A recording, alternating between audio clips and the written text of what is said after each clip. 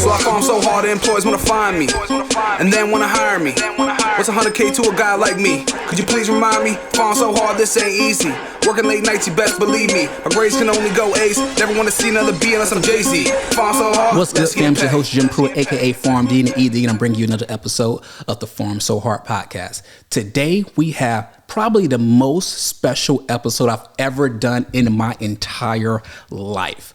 I have some of the most important people in my background, in my life, I would say from the pharmacy perspective. I have Brian Gilbert and Megan Rech.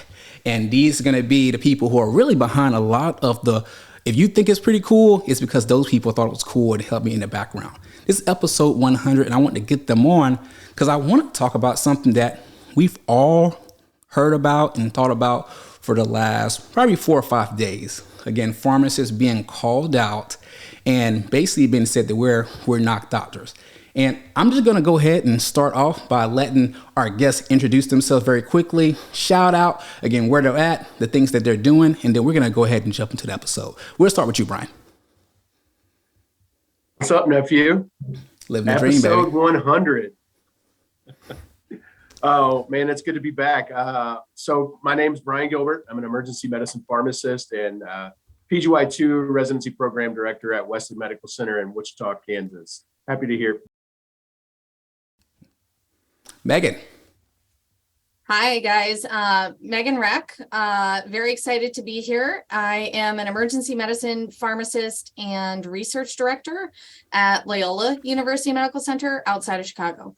Perfect. So let's go ahead and jump into this. We have the big dogs on, guys. So if you guys are listening, you know you have some legit people that's on to talk about something that comes up. And I'm just going to go ahead and, if you haven't heard it, you haven't read about it, we're going to make sure that we kind of just let you guys know. So I'm not going to say the name, so you guys can go ahead and look it up. One of our physicians said, how do you tell a medical doctor? Real doctors, reluctant to state they're doctors in the public social forum, non-MD/DOs take every opportunity to say that they're a doctor. Chiropractors, naturopaths, pharmacists, apothecaries, and charlatans. I had to go back and look what everyone does, but again, that was the group that we're put in, and it definitely caused some viral moments in the Twitter space. We'll go ahead and post that on, but I just want to start off and just kind of, mention it and see what are you guys' thoughts on that? What was your first thoughts? Again, everyone kind of posted on it, but what were you guys' first thoughts? Megan, what do you think the first time you seen that tweet? It precipitated an automatic eye roll because I feel like we have this circuitous debate that comes up every now and then, especially originating in emergency medicine. It's not a surprise to me that this physician, even though it appears she's an administrator now, started in EM because it really feels like historically they've had to fight for their place. And so they're very reluctant to make a space for us nationally. It feels like, and it feels like we're behind. We've done some research to show that compared to other specialties like critical care, like infectious diseases, EM pharmacists, though we're some of the most collaborative practices at the bedside, we are farthest behind, or one of the farthest behind when it comes to national representation. So all of this just kind of brought up those feelings for me of like, this is why we have to fight to get our place. This is why we have to keep pushing our agenda nationally to represent EM pharmacists on guidelines and within national EM organizations. So I think we need to, put a stop to this kind of rhetoric. Absolutely. Brian, what was your thoughts? My first thoughts when I saw it was, man, whoever wrote this, it must have been like an old time person, never worked with a pharmacist before. And, it's certainly like maybe in a rural hospital area that just like never had access to a pharmacist. And so I was like really surprised to look at this person's in this physician's background to see that, one, they're younger, and two, they had a background that would have placed them in the position to work with a pharmacist every day. And so it was kind of just shocking to see the level of disrespect. I'll just say it like it is. It was disrespectful. I do think the person was trying to just be funny. And in this day and age, unfortunately, people really don't get too many second chances on Twitter and social media, things like that. So I try to approach it with a little bit of grace to start with, but as the person continued to bear down and continually made repeated tweets about the original tweet, it was getting harder and harder to sort of defend. I think I said something to the fact that I'm giving the person the benefit of the doubt, and Megan was just like, Nah. that was very nice of you, but I certainly not sure I agree with you. And as that occurred, I thought, maybe I shouldn't have, maybe I should. I don't know. It was. I believe I said, again, you're a better person than I am. Which is a common theme. Just the level of disrespect, It's hard to overlook. It's hard to be the bigger person when you're getting thrown in with pseudoscience practices that, when we really try to practice evidence-based medicine and we're repeatedly, kind of cast in that light. Yeah. I think the biggest thing for me, it was a trash take.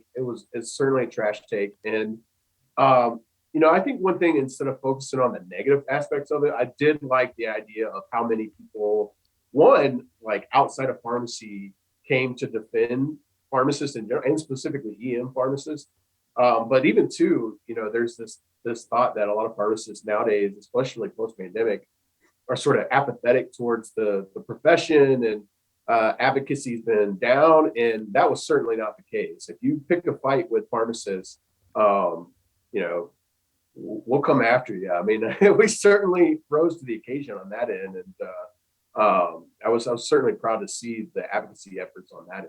Yeah, that was something that was pretty big. One of the things I thought about was I know like what happens at the bedside, and just like, me being able to not just be at my bedside, but, last year going on a tour and seeing, 8 other EDs and how the respect and just the collaborative practice that was there. There's been moments where I would go to a code, the physician would give me a report and say, hey, what should we do? Not because I'm just the smartest person, but again, he knew that based off the recognition of the problems that they had and a recognition of the knowledge that, that a pharmacist can have, us working together to figure out the game plan was going to be great.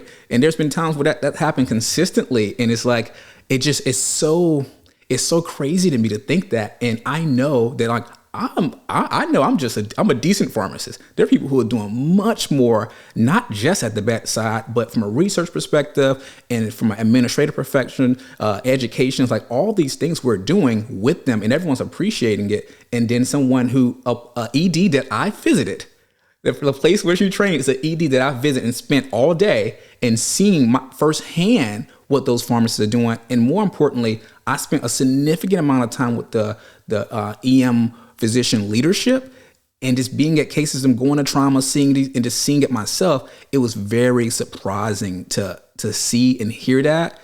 Being close with the current PGY2 resident that's there, it was just very intriguing to see all of that. So I think if people haven't understood, and those who don't necessarily understand the training we go through, I just want to remind people, again, there's nothing wrong with having an AA degree, but again, someone asked me, hey, is pharmacy an AA degree? I was like, absolutely not. Do we not have doctorates? Do we not undergo, postgraduate training? And then even after that, again, I think about this. What about all the work that is not classified under something? How many hours have you guys, trained yourself and others to build the expertise up? So I want to kind of touch on that for a second. You guys can just mention just the rigorous education and training that we have to undergo to even be in the same position.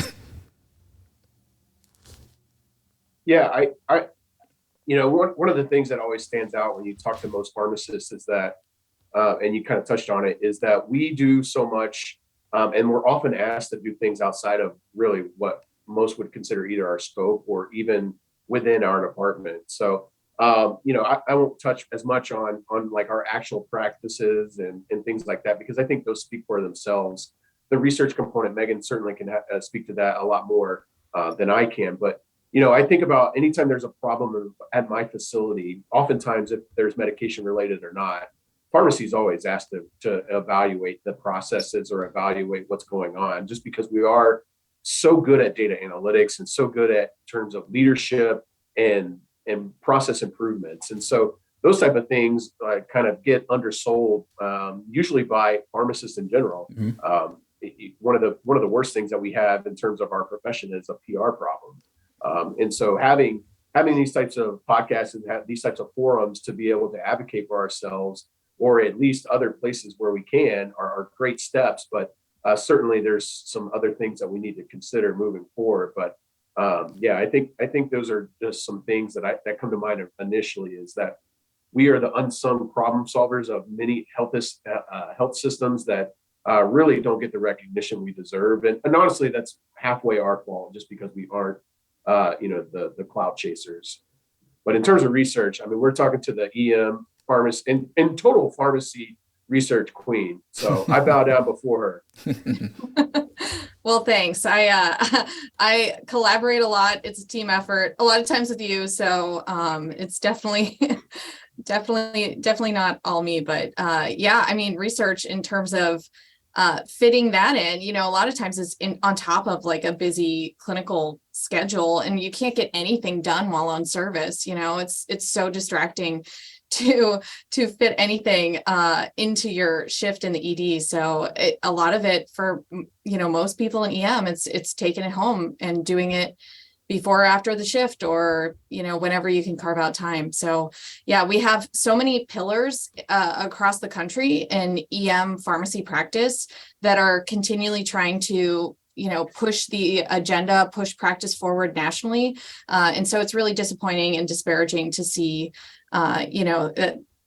it kind of coming across so disrespectfully when we're really, I think we've seen a lot of motion in terms of national representation, in terms of publications and things like that over the last decade. Even, EM specialty as a whole is relatively new on the scale of things. And so we've seen a lot of growth. And so I think, comments like that are not productive, and we'll just continue to try to advance practice and push things forward. Perfect. That's what and I really want to kind of take this same thing and transition into kind of the integral role that we have from a guideline development. You kind of touched on it a little bit, but I really want to kind of dive a little bit more into like exploring this role of how EM pharmacists can be involved in developing and updating EM guidelines. And I know, Megan, you've done some work on this. We kind of come back to you and shift to Brian and emphasizing like their expertise and the contributions. I really want to touch on what the current state is, and talk about, again, the value that we can have. And this can be like a place where we can kind of explore this amongst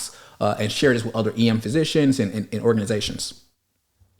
Sure, I can start. We did a paper that was published, I think, in the last year in AJHP, looking at EM guidelines. So we took all EM organizations, national orgs, and we looked at byline authorship as a PharmD only on guidelines that pertain to pharmacotherapy. So we're not interested in trying to be byline authors on diagnostic guidelines, only things where we're providing specific recommendations about medications. And we had an abysmal rate of participation. It was something like less than 10% of guidelines. I think there were 6 guidelines in total that had a pharmacist on the byline, and about 2.6%, I believe, of authors were pharmacists.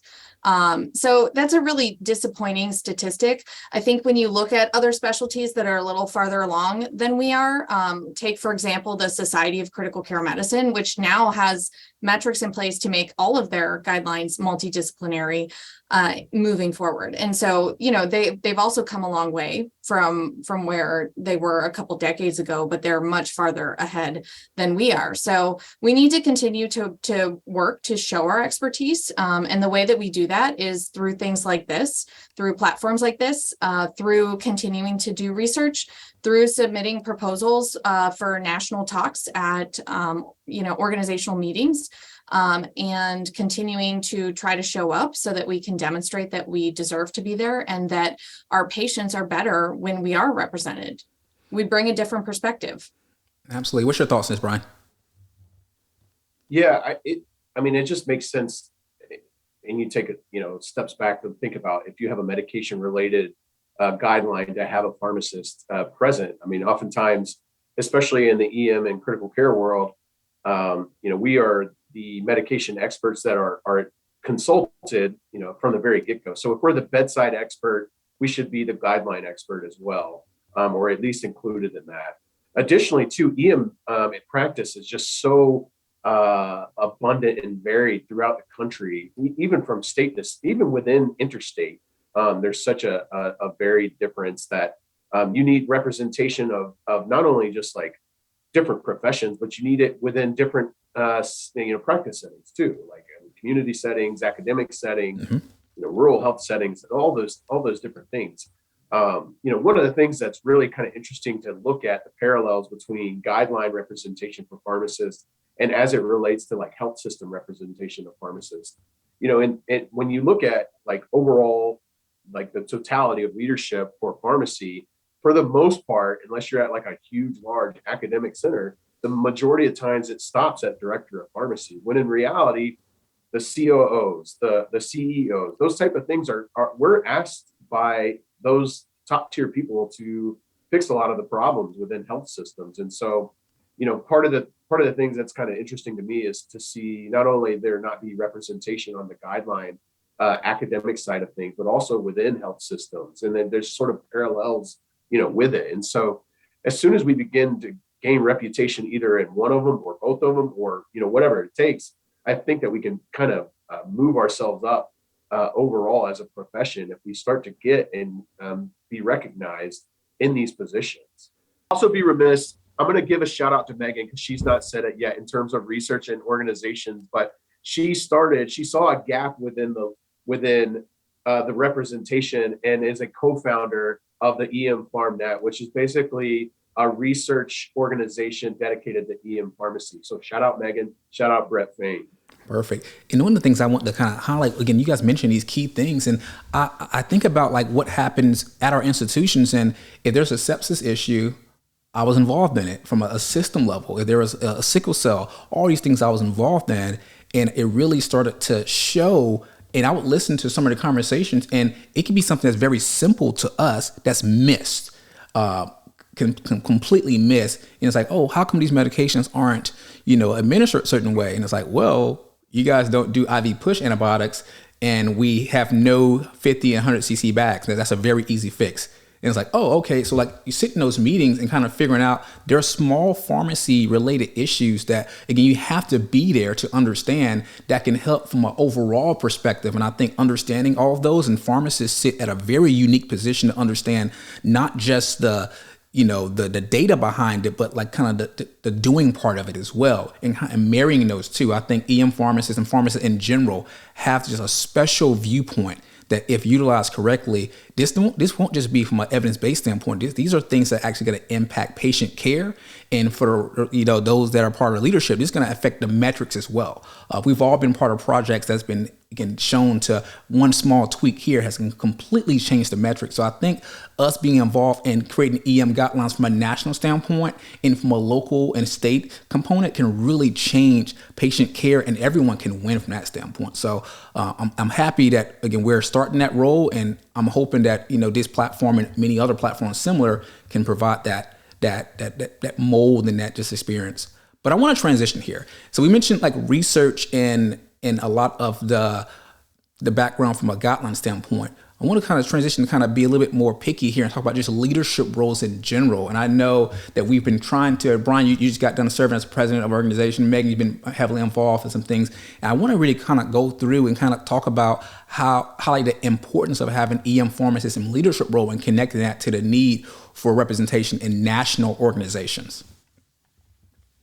We can start with you, Megan.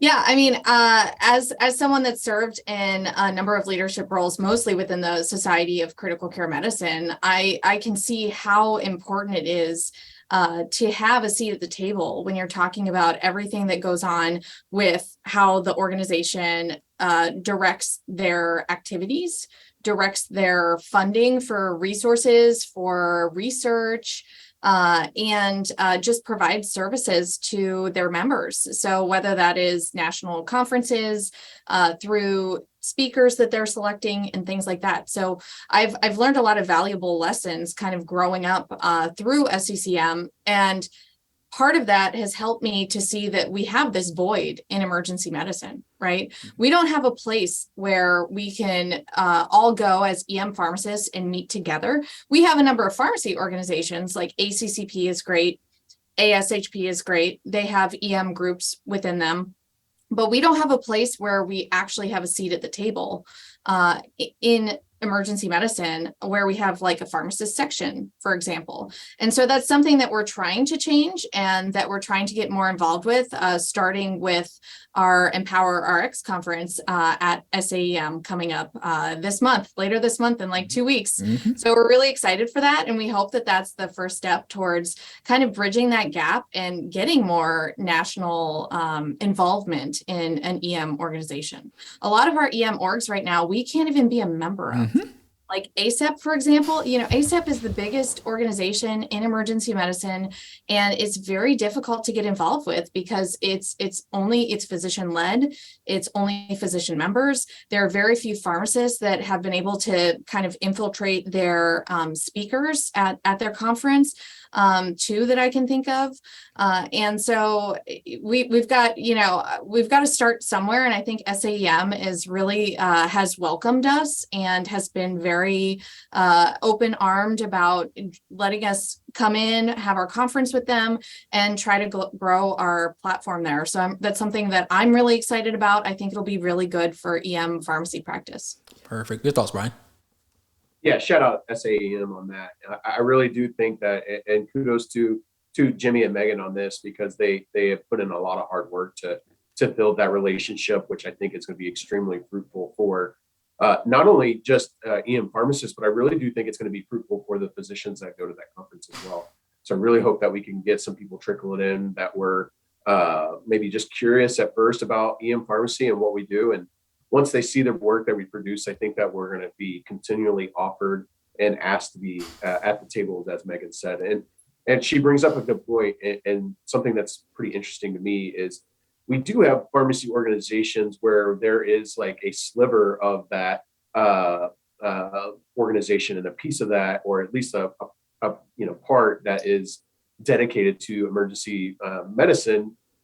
But in general, like the overall theme is really you're fighting for resources in that setting. And so it's really difficult to obtain that when you're going against not other professions, but other disciplines that really want the same resources. And so, in terms of, I just recently finished up a policy review for ASHP in terms of a policy that would affect, not only a lot of emergency medicine, but adult and pediatric. So it's, in terms of some of these things, when we are essentially asked to be a part of these organizations currently, we're only representing like such a minority voice. And so having an organization that we could call our own and have its own voice, whether it be loud or not loud, is certainly up to us. But I think that one of the things this tweet is extremely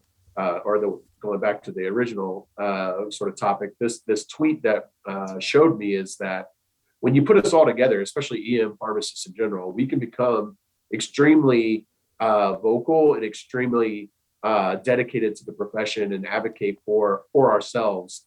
And all we really need is a collective place to do that, a sort of a funnel to bring all of our voices together, and either have that entities operate in a silo where we're by ourselves, or at least offered a seat at the proverbial national organizational tables. And so, it was, the tweet was disheartening, but the response was extremely encouraging, if that makes sense.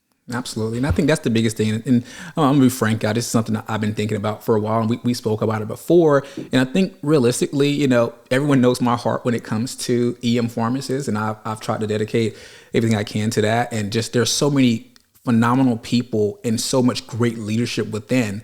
I believe that there's going to be a place for us at one period of time allow us to not just organize, but to be able to say, hey, this is all we're speaking for EM pharmacists on this particular issue.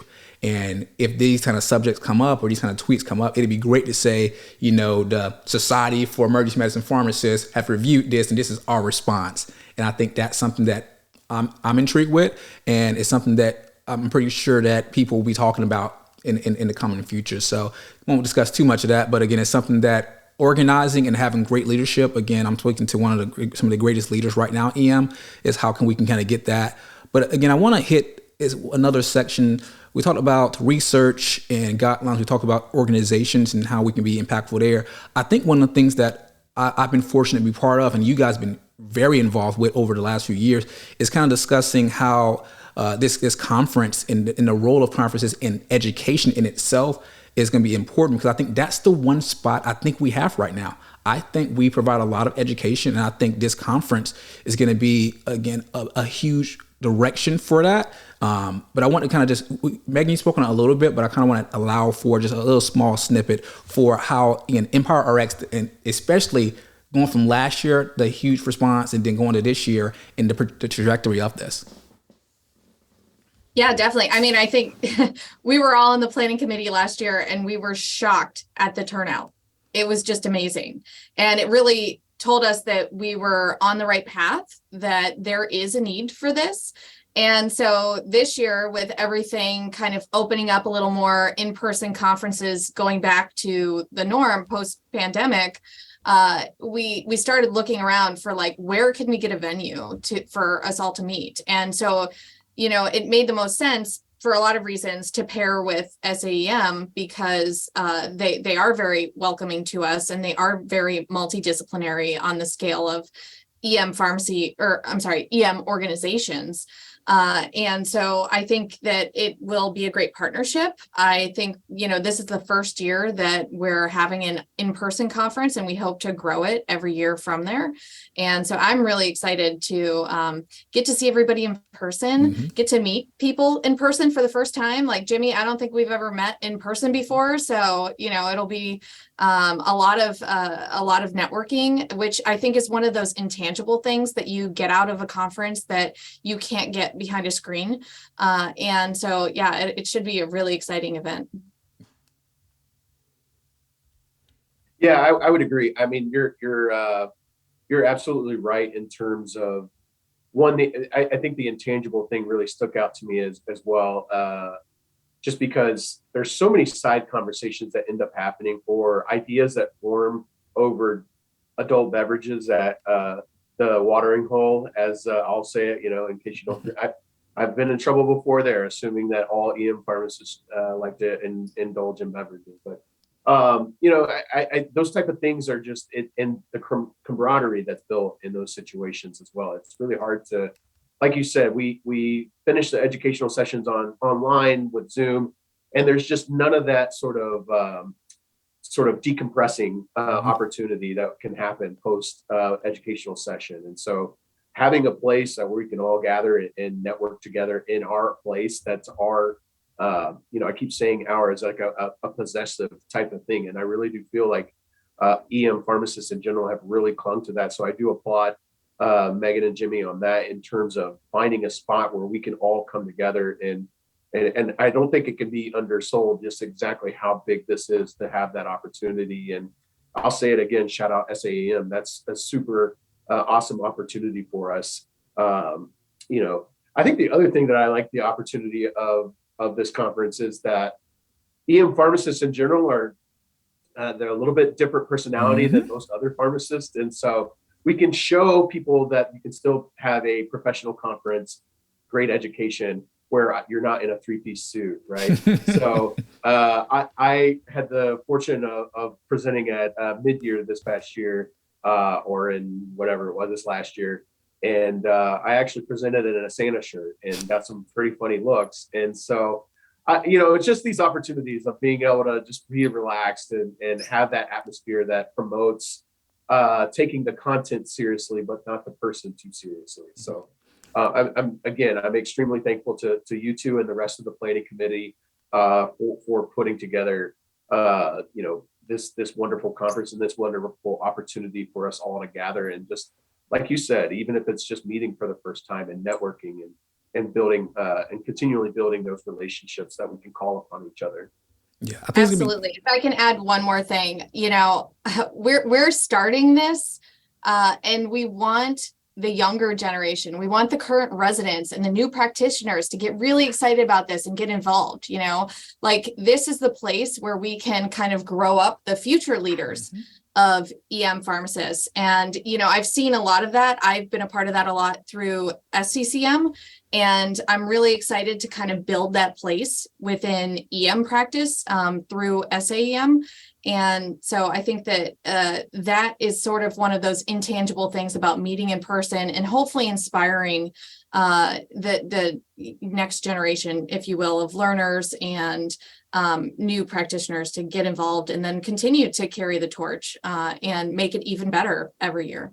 Absolutely. I think so. If you're a new learner listening to this is an open invitation for you to come talk to us. Because I feel like all the time when we go to mid-year or SCCM, learners just come up like kind of tentatively, like they're bothering us. You're not bothering us. Come say hello. We want to talk to you. So anyway, that's my soapbox. Perfect. I think one of the things, the quick story I had last year, I did the Fun in the Sun tour.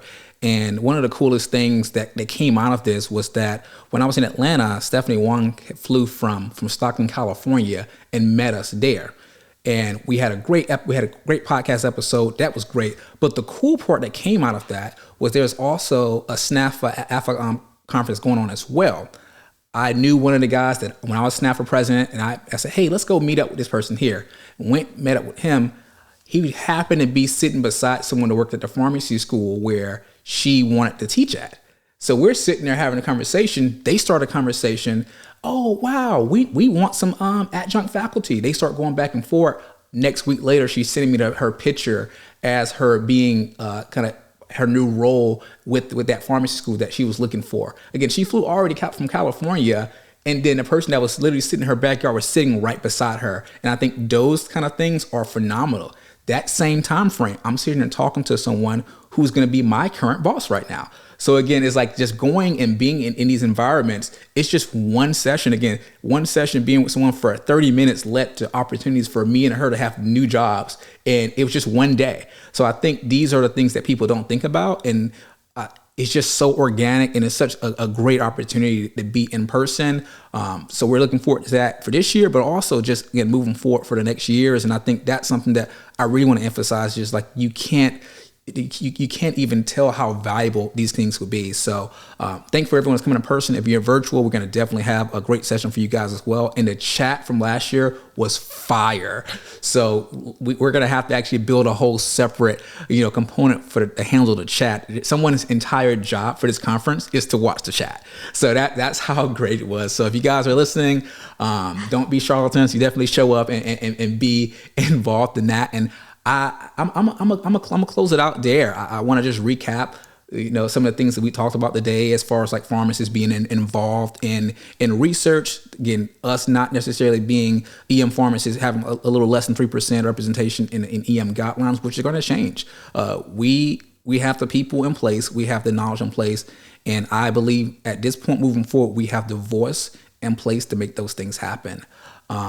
Again, any final closing out words for you guys when it comes to the episode and just the future? I think the future is super bright, especially with you guys leading us. Thanks, Jimmy. Yeah, no, I want to end on a positive note because though this was kind of, a disparaging comment that led us to have these side conversations and decide to do this, I think that the response, as Brian mentioned, was amazing. The physicians coming to our defense was amazing. The, next generation of people coming up through EM are very excited and very motivated. And so I think, with the conference coming up, with more EM pharmacists getting organized with research and national organizations, I think our future is very bright. Well, I wasn't too thrilled with someone talking shit about us, but anytime that it does and it leads to me hanging out with two of my buddies, I'm all right with it and getting to talk pharmacy. So, hopefully we can find other positive things just to roll up and have another one of these powwow and chats. Maybe on episode 200, we can reconvene and come hang out. But no, I'm extremely optimistic. that, like I said, and to reiterate what Megan said, having everyone sort of rush to our defense without really asking for it was just amazing to see. And I think the future is really bright. I think that we have a lot of things to look forward to this sort of post pandemic and or whatever you want to call it in the new norm. I think we have a lot of bright a lot of opportunities, a lot of work ahead, but certainly a lot of opportunities that maybe weren't there 5, 6, 7 years ago. Yeah, super excited. And I did invite that particular person to be part of this episode. She very nicely declined, but I will say that one of the things that came from the direct message between her, she said, I do wish you the best, and EM pharmacists are amazing. So I do greatly applaud that you're educating and helping to develop the fill up even more with your projects. I hope we cross paths and get to shake your hand one day. So again, I want to close out on the fact that EM pharmacists are dope. Okay, let's just go ahead and say it out there. We can be dope at the bedside. We can be dope on the guidelines. We can be dope at your party. And we kind of like dope dealers, to be honest, legalized dope dealers. So again, we can kind of say it however you want to. But guys, we can go ahead and close out the same way, guys. You don't have to be a pharmacist. You're not working at ED, but everything you do, make sure you pharm so hard.